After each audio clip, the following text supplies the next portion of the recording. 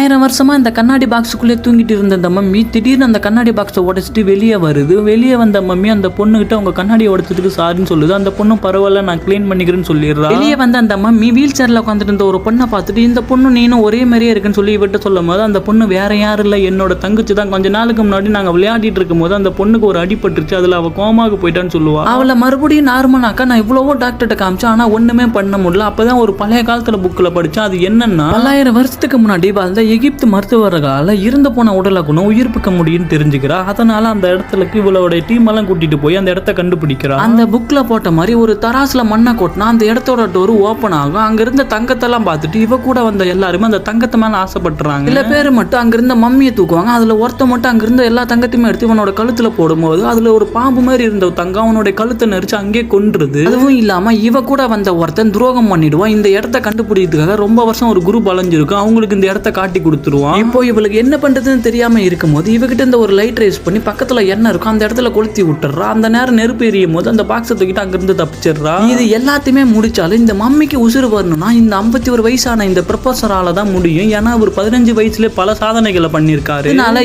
இவரை தேடி வருவா. ஆனா இவர் ஒரு ஆராய்ச்சி பண்ணிட்டு இருக்கும் போது ஒரு பழைய காலத்து முட்டையை உடைச்சு அதுல இருந்து ஒரு டைனோசர் வந்துடும். அந்த டைனோசருக்குள்ள இவரோட உயிர் அதுக்குள்ள போயிடும். இவரோட உடம்புல என்னென்ன ரியாக்ட் ஆகுதோ அது எல்லாமே அந்த டைனோசராலையும் பண்ண முடியுது. இப்போ இது என்ன பண்றதுன்னு தெரியாம ஒரு கட்டத்துக்கு மேல அந்த டைனோசர் அவரோட கட்டுப்பாட்டை இருந்து அங்கிருந்து தப்பிச்சு ஓடிடுது. ஆனா இவரும் அந்த டைனோசர் அப்படியே விடாம தன்னோட கட்டுப்பாட்டுக்கு கொண்டு வரதுக்காக பல ஆராய்ச்சிகளை பண்ணிட்டு இருப்பாரு. ஆனா அந்த டைனோசர் முட்டையை கொண்டு வந்து அந்த லேபுக்கு போலீஸ் வந்துருவாங்க. இவர் கவர்மெண்டோட பர்மிஷன் இல்லாம அந்த ஆராய்ச்சி பண்ணதுனால தான் இவ்வளவு பிரச்சனை வந்துச்சுன்னு சொல்லிட்டு இவர் அரெஸ்ட் பண்ணிடுவாங்க. ஆனா இவளுக்கு அவர் தேவைன்றதுனால அவரை எப்படியாவது காப்பாத்துன்னு சொல்லிட்டு அவ வச்சிருந்த அந்த டிராகனை அவளோட கண்ட்ரோல் கொண்டு வந்து அவரை கடத்திட்டு போயிடுறா. இவ என்னதான் அங்கிருந்து காப்பாத்திட்டு வந்திருந்தாலும் இந்த போலீஸ் பின்னாடியே ஃபாலோ பண்ணி வந்துட்டு கடைசியில சுட்டுறாங்க. அந்த டைனோசரையும் சுட்டுறாங்க, இவரையும் சுட்டுறாங்க. ஆனாலும் இவ அந்த பெரியவரை எப்படியா காப்பாத்தி இவளோட வீட்டுக்கு கூட்டு வந்துட்டு அந்த மம்மிக்கு உயிர்ப்பிக்கிற ஆராய்ச்சியை ஸ்டார்ட் பண்ணிடுவா.